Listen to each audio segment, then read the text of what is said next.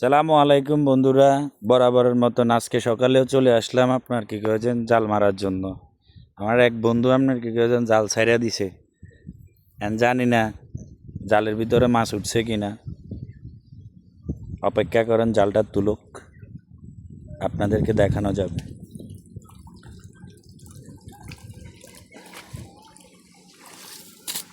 জালটা নতুন, এটা কালকে কিনে হয়েছে কেন। একটা বৈশা মাছ, এই তাল্লা তাল্লা তাল্লা তাল্লা তাল্লা একটা একটা মাত্র মাছ উঠছে, এক খুবই একটা তাল্লা মাছ। ব্যাগ কিন্তু একটা ইঞ্চি আপনার মস্তির না, এটা আজকে লোড করে নেওয়া লাগবো, কিন্তু মাছে নাই খালের ভিতরে, লোড কীভাবে করবো এটাই ভাবতে আছি।